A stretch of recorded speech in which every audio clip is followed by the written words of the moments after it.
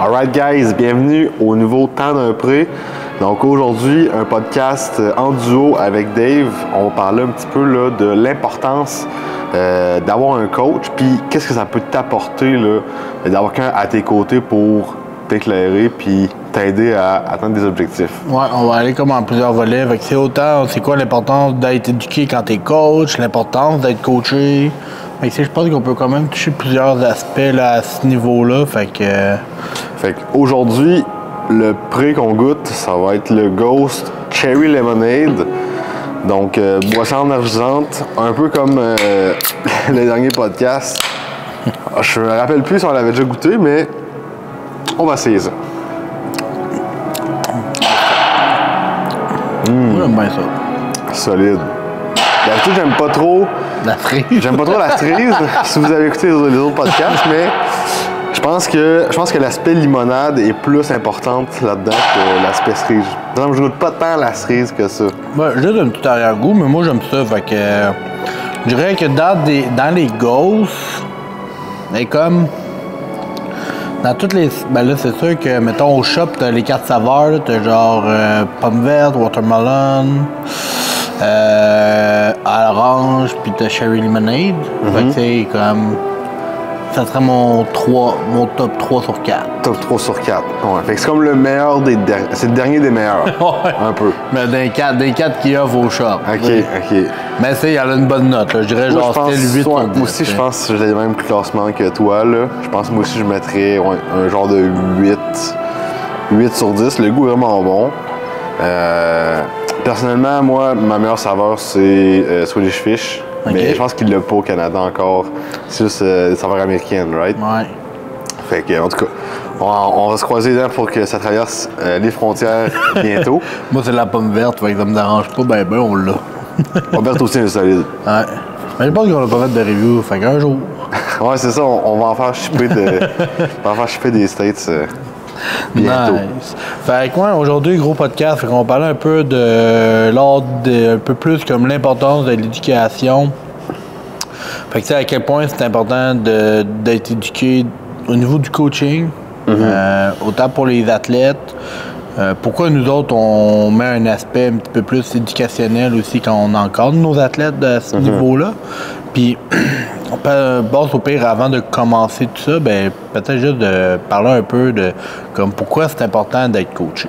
C'est comme pourquoi que c'est quoi ça peut vraiment nous apporter de dire OK, ben si j'ai un coach, mes objectifs sont X, Y, Z, perte de poids, je veux faire une compétition de bodybuilding, je veux faire du powerlifting, je veux devenir plus fort. Fait que ton thinking par rapport à ça, c'est quoi, mettons, pourquoi que tu trouves que c'est important d'être coaché, en fait?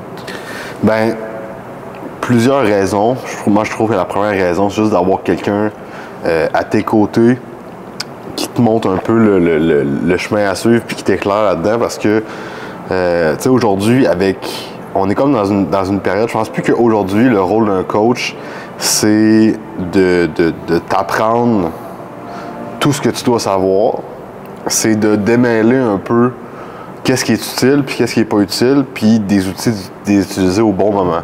Parce que maintenant, avec Internet, c'est vraiment facile d'avoir de l'information. Tu sais, tu peux aller chercher X programmes, tu peux aller chercher X façons de s'entraîner, mais tu sais, t'as comme quasiment trop d'informations, puis tu sais pas comment appliquer telle information à toi. Tu sais, c'est pas toute l'information sur toutes les techniques d'intensification, toutes les techniques d'entraînement qui vont être utiles à toi en ce moment.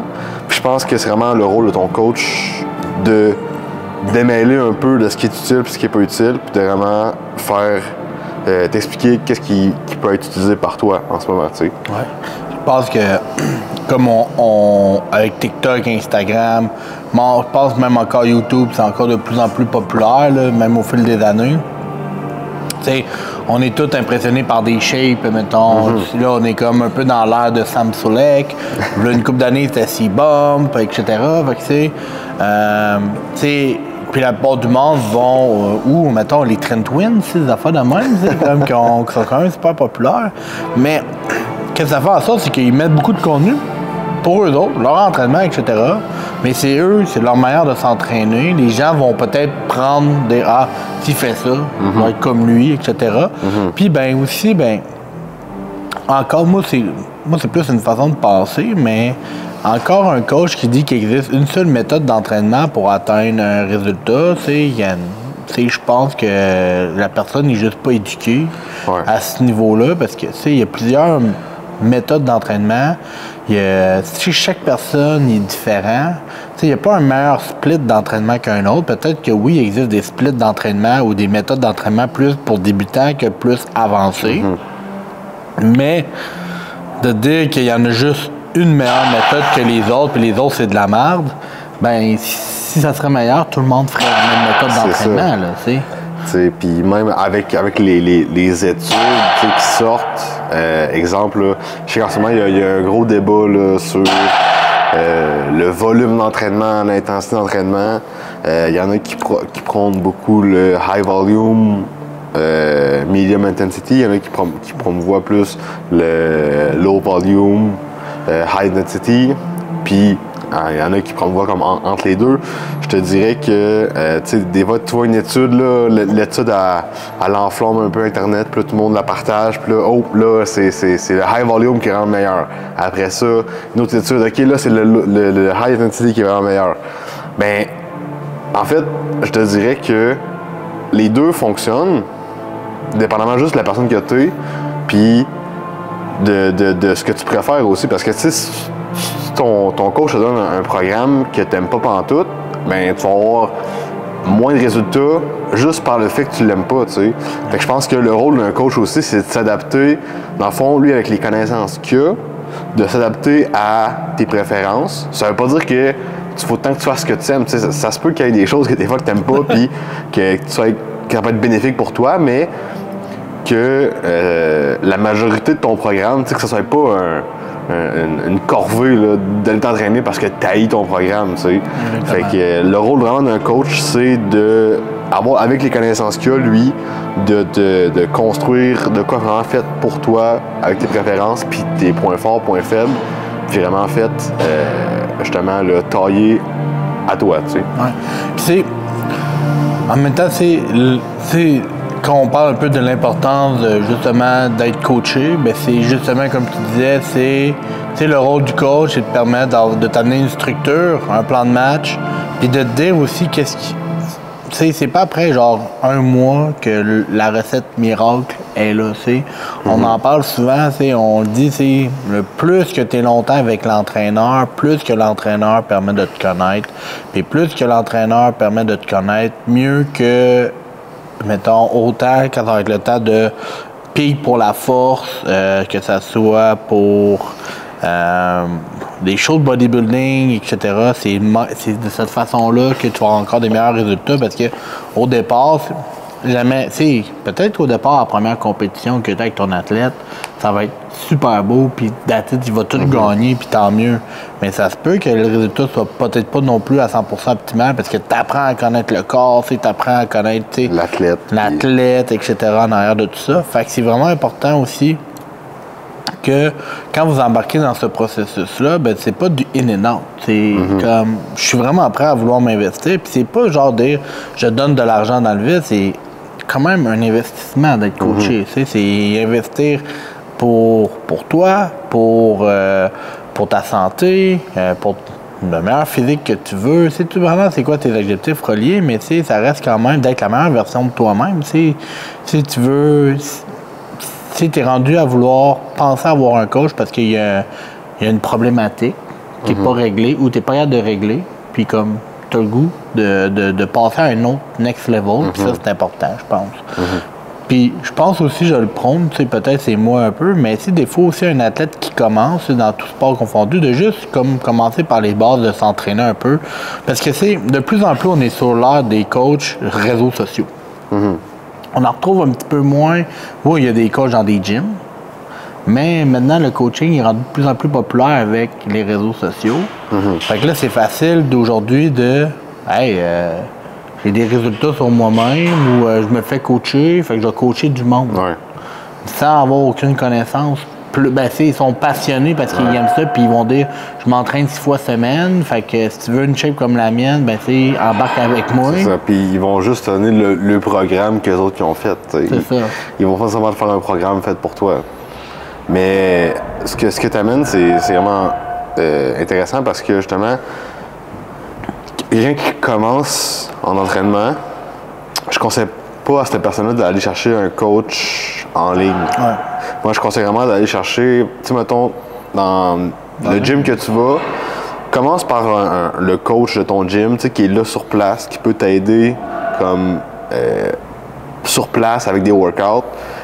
Puis après ça, peut-être fais comme 3, 6 mois, même 1 an avec, pour apprendre la base. Puis après ça, exemple, quand tu as comme plus d'autonomie, quand tu es plus à l'aise de t'entraîner comme tout seul, bien là, après ça, ça va être intéressant d'aller chercher un coach plus en ligne qui te laisse un peu plus justement de liberté là, au niveau de l'entraînement. Tu sais. Oui.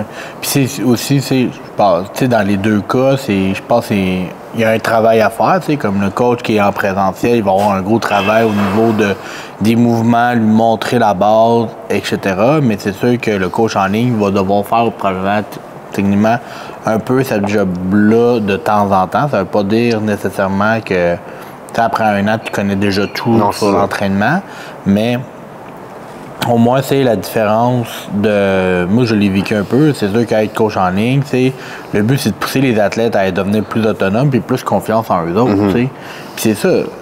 Moi, c'est littéralement de même que je fonctionne. C'est de dire, hey, regarde, voici le plan de match, voici où on s'enligne pour les prochaines semaines, etc.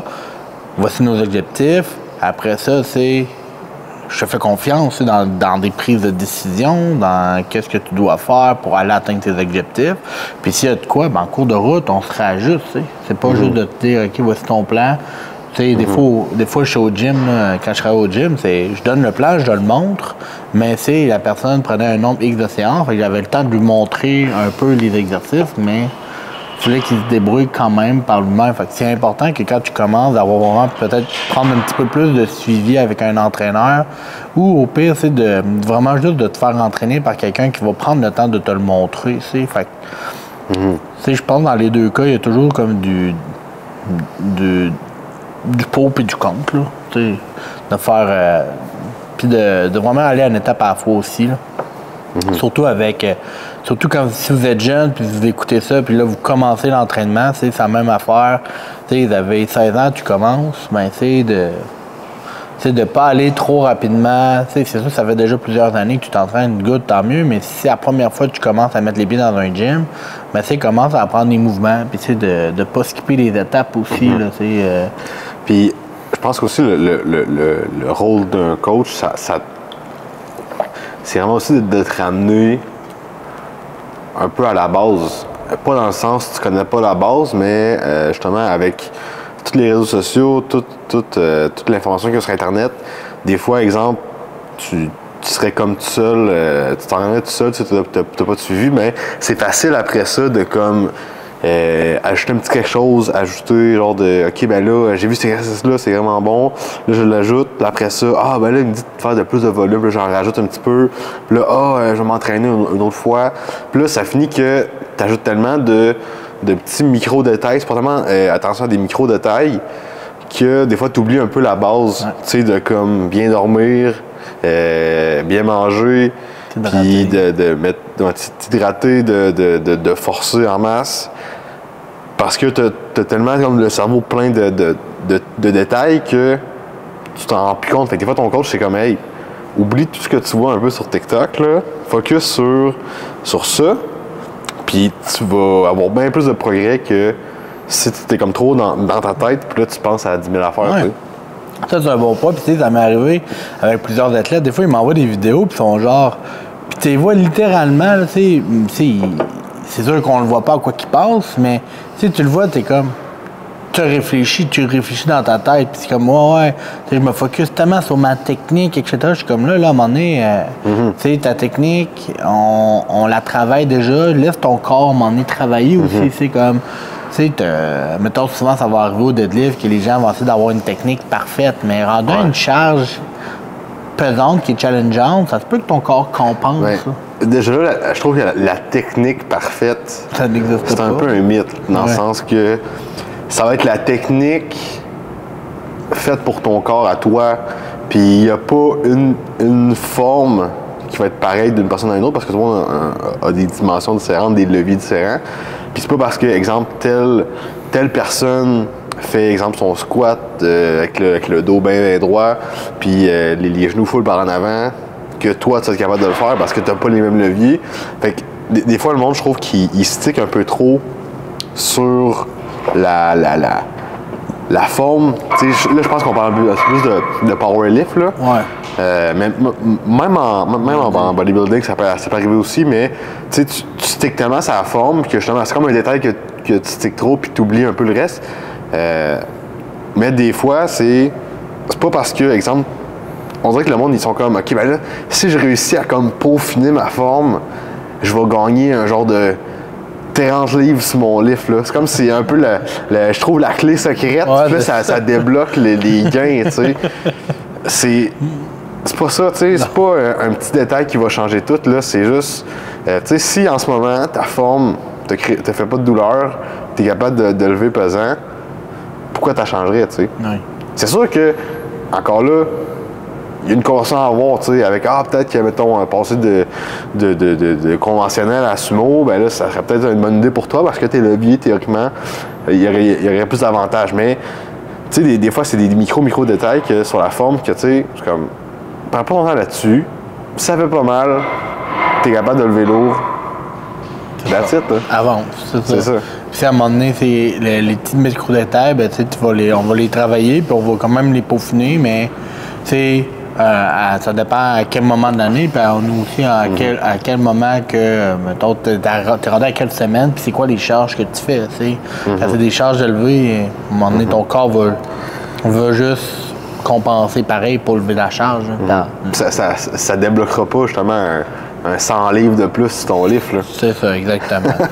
Puis, tu sais, on parle un peu de l'importance, tu sais, d'être coaché, tu sais. Fait que là, on parle un peu de comme, ouais, tu sais, être encadré, avoir un suivi externe, avoir que justement, que la job du coach, c'est vraiment de t'aider à faire certaines nuances entre, tu sais, avec tout ce qu'on voit rapidement sur les réseaux sociaux. Puis ça, en plus, c'est comme, ça prend 1 minute parce que, tu sais, les vidéos durent 1 minute maintenant, avec les Reels puis tout. Puis, surtout, c'est la job du coach, c'est vraiment de t'amener vers un résultat, c'est vers l'atteinte de tes objectifs avec un plan de match qui est détaillé. Je pense. Je sais pas s'il y a d'autres choses, mais c'est sûr. Je pense que, justement, d'avoir un plan de match, ça permet aussi d'avoir une idée un peu plus claire de où tu t'en vas. Parce que, des fois, pas de coach, des fois, tu te dis, là, je tombe en prise de masse. Ouais. OK? Ça c'est l'exemple classique. OK, là, je me dis, je tombe en prise de masse. Puis là, j'ai pas nécessairement de plan de match pour ma prise de masse. Fait que je sais même pas comment de calories je mange. Je sais même pas jusqu'à quand je vais faire ma prise de masse. Je sais même pas qu'est-ce que je vise. Je sais même pas qu'est-ce que je prends en note pour voir si je vois juste le progrès. Parce que c'est pas juste ton poids qui est important dans ta prise de masse, là. Puis, ça, c'est un exemple classique, c'est que là, la personne, exemple, part en prise de masse, je sais pas trop qu'est-ce qu'elle fait. Peut-être qu'elle essaie de manger un peu plus, mais là, elle sait même pas si elle mange plus parce que, tu sais, au final, elle connaît même pas les calories qu'elle a besoin de manger, tu sais. Fait que là, elle y va un peu en guess, elle fait juste manger un peu le plus qu'elle est capable possible. Là, ça finit que soit tu te brûles un peu vite. Tu t'es tellement bourré à la face dans le McDo que là, t'es comme plus capable, puis là, t'es plus capable de manger plus que ça. Puis au final, ben là, tu commences à comme stagner un peu. Tu skippes un repas. Puis là, après ça, tu skippes un gym. Mais là, dans ta tête, c'est pas grave parce que t'as comme pas de date de fin de ta prise de masse. Fait que c'est comme, c'est pas grave si je manque une journée. C'est pas grave si je manque un repas. Là, je m'en vais en voyage. Là, en fin de semaine, là, je m'en vais voir ma famille. Fait que là, je pourrais pas manger mes affaires. Fait qu'au final, ça fait juste un peu comme stagner pendant un nombre X de temps que tu aurais pu être productif. puis que tu n'aurais pas eu besoin d'étirer autant, exemple, ta prise de masse que tu fais, tu sais. Ouais.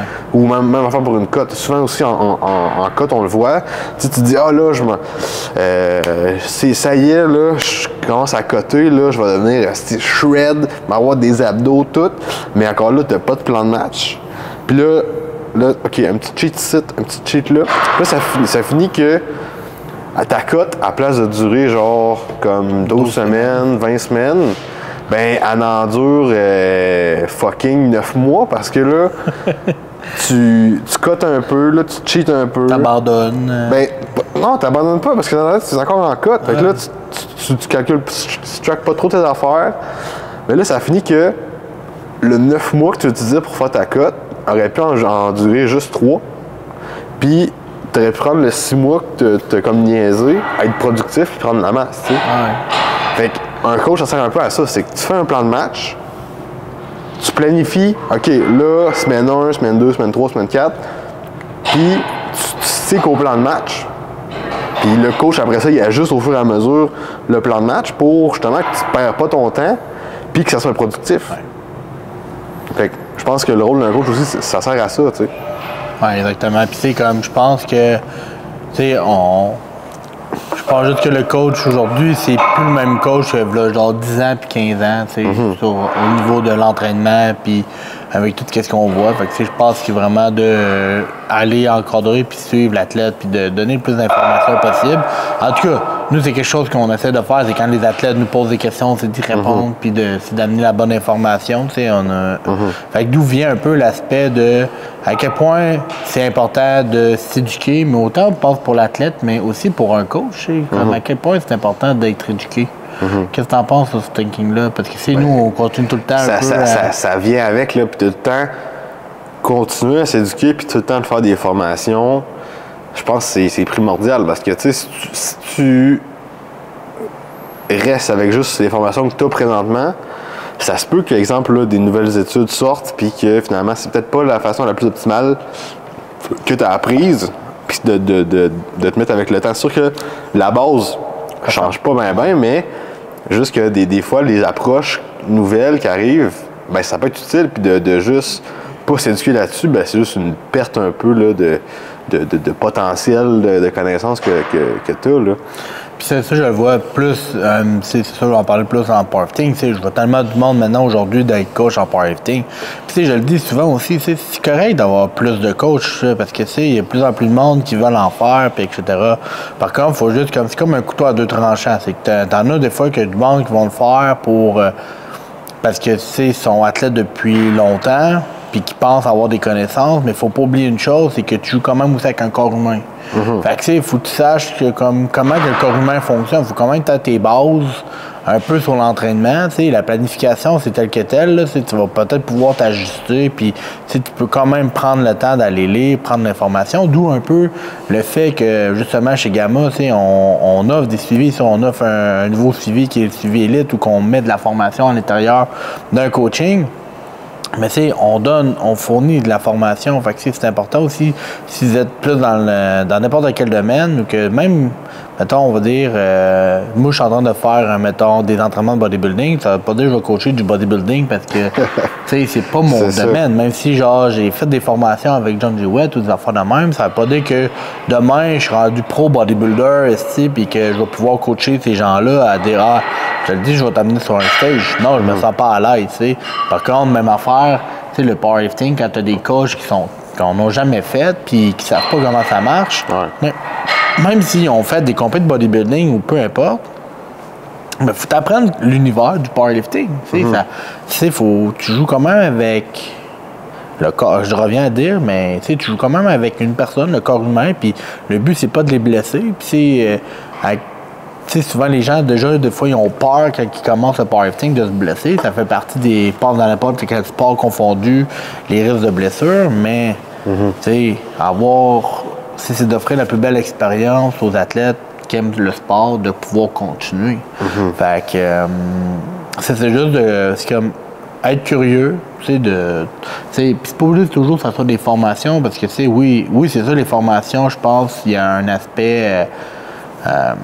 c'est plus une mentalité comment que les... Mettons, on va dire, on fait la formation avec Chris Thibodeau, ben tu vois un peu plus comment Chris réfléchit par rapport à ses méthodes à lui, etc.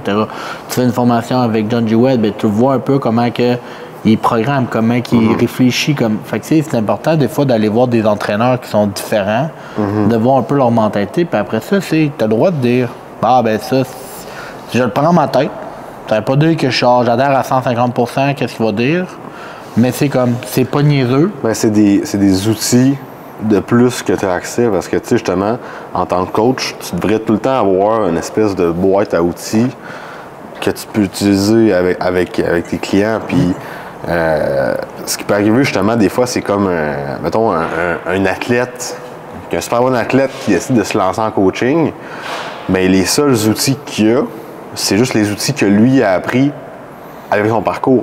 Ouais. Il n'a pas été chercher d'autres outils, fait que, ça fait que lui, sa boîte à outils va être limitée à ce que lui a passé au travers, tu sais. Fait que ce qui peut arriver, tu sais, il peut avoir des super bons résultats avec les athlètes qu'il va coacher, mais si lui, il se forme pas plus que ça, ben, à minute qu'il va avoir un problème que lui n'a jamais passé au travers, ben, ça va être tough de régler ce problème-là pour lui, tu sais. Ouais, exactement. C'est pour ça de tout le temps continuer la formation, puis de temps à aller chercher d'autres outils, ben, ça permet d'avoir un coffre bien plein pour après ça régler un peu les problèmes que tu fais face. Puis même que des fois, il y a des athlètes qui viennent me voir, qui me disent « Hey, genre, ils viennent avec une problématique. » Puis ça se peut que j'avais pas tout de suite la réponse. Tu sais. Fait que là, souvent, je prends le temps de « OK, je vais checker ça de mon bord. » Et après ça, ben moi, je vais prendre le temps d'aller m'informer, à aller chercher d'autres outils pour après ça venir les aider. Parce que, tu sais, si tu fais... je fais juste genre, ben ça, j'ai déjà vu ça, prends ça, mais finalement, c'est peut-être pas ça le problème. Ben, c'est pas un bon service, là. Non, puis c'est ça. Puis, tu sais, des fois, il y en a qui vont penser que leur coffre à outils est tellement grand, mettons, surtout de... je pense ça l'arrive, c'est j'ai une blessure. Ah ouais, je peux te coacher. Hey, c'est pas à cause que tu as déjà eu une blessure que tu peux coacher quelqu'un en rehab. Si tu n'as aucune formation sur l'anatomie, comment que le corps fonctionne ou en rehab, c'est pas à cause que tu as payé genre des chiro puis des physios puis des kinésithérapeutes à tour de bras que là tu commences à avoir des connaissances là-dedans. T'sais, la programmation sur quelqu'un qui est en rehab, fait que c'est mettons quelqu'un qui s'est déchiré un tendon du biceps, quelqu'un qui s'est disloqué l'épaule, quelqu'un qui si ça peut être n'importe quoi d'autre, des grosses blessures graves, ben il faut que quand même la personne qui prenne en charge de cet athlète-là soit capable de l'aider. Puis d'arrêter de penser aussi, je pense, ben ça je pense c'est... Il y a deux types d'entraîneurs, selon moi, là. C'est plus une façon de voir les choses, mais tu as des gens qui vont vraiment vouloir dire « OK, ben regarde, je suis vraiment pas la bonne personne, je vais te référer à une personne mieux que moi pour t'aider dans ton atteinte des objectifs puis tes problématiques. » Puis il y en a d'autres, c'est comme « Ah, moi, c'est ça, je vais pouvoir t'aider, je peux t'aider tout le monde parce que moi, je suis capable d'aider tout le monde. » Mais la réalité, c'est qu'on peut pas, on n'est pas capable d'aider tout le monde, tu sais. Fait que c'est pour ça que c'est mieux que tu sois très fort dans un domaine, mais que tu sois comme dans le meilleur dans ton domaine, que de dire « OK, je peux vraiment aider tout le monde parce que c'est là que justement tes connaissances restent limitées puis que ben des fois ça c'est plus une façon de voir les choses, mais peut-être que des fois les gens ils restent là mais ils s'en vont puis ils s'en vont ailleurs, tu sais. Mais ça c'est plus une façon de voir les choses. Fait que si tu es entraîneur ou si tu veux devenir entraîneur, c'est d'être le plus curieux possible puis arrêtez de penser qu'il existe une seule chose dans l'entraînement, c'est tout le temps blanc ou noir.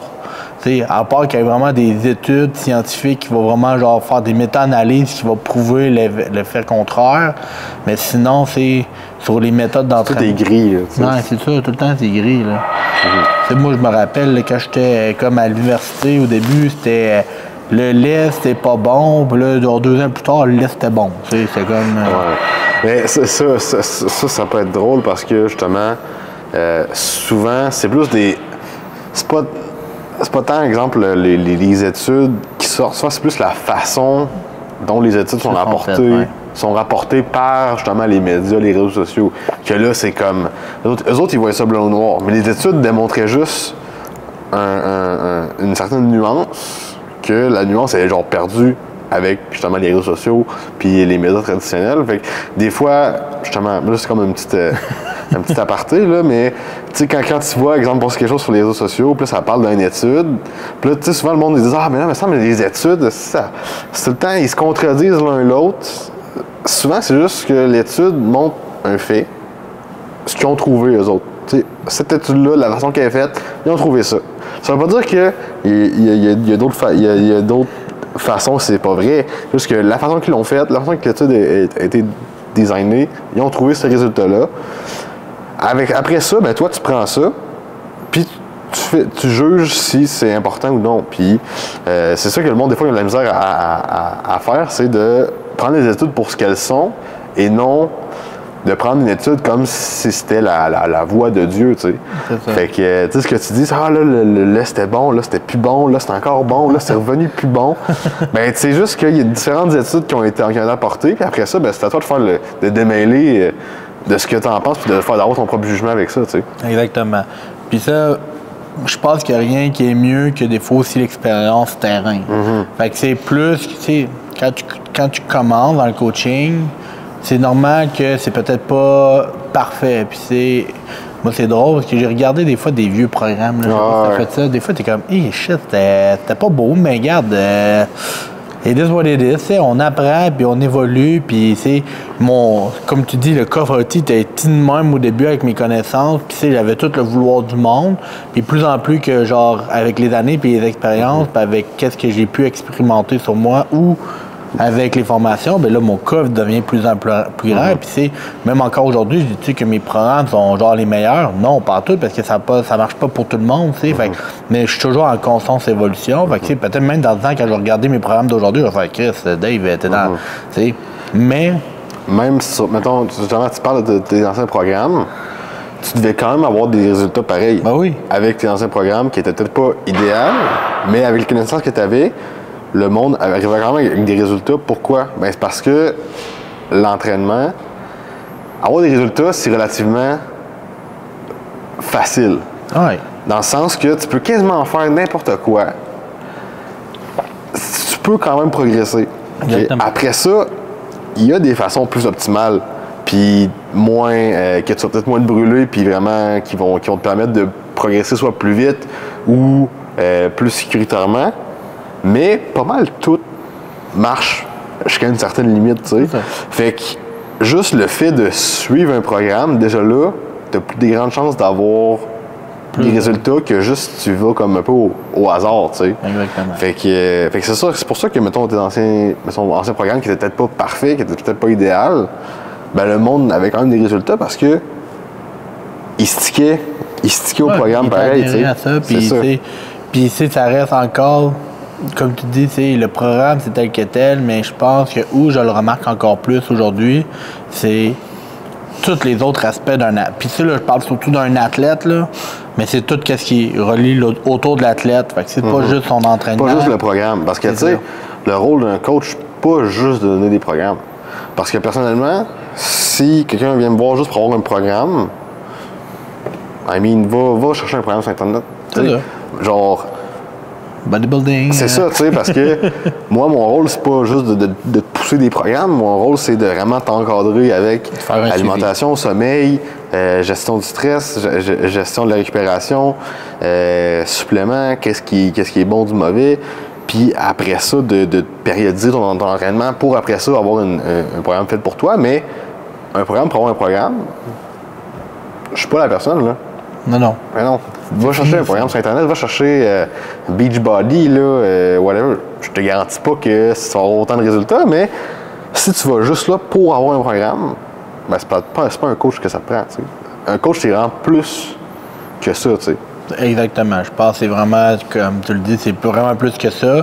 Puis il faut que vous compreniez autant. Puis ça, c'est dans autant pour les gens qui veulent devenir coach que pour les athlètes, que pour les futures personnes qui envisagent peut-être de se faire coacher. Là, fait que, si vous êtes coach, là, c'est peut-être un tip, mais arrêtez de vendre des programmes à l'unité. Je pense pas que c'est de même que vous allez aider vos athlètes.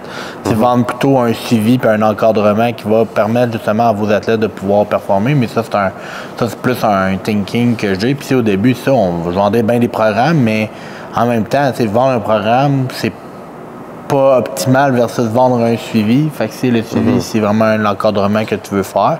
Rendu là, après ça, c'est toi qui décides tel que tel, qu'est-ce que tu aimes mieux faire. Mais ça, c'est plus, si ton objectif, c'est vraiment d'aider les gens, de plus l'encadrer possible, puis faire un suivi.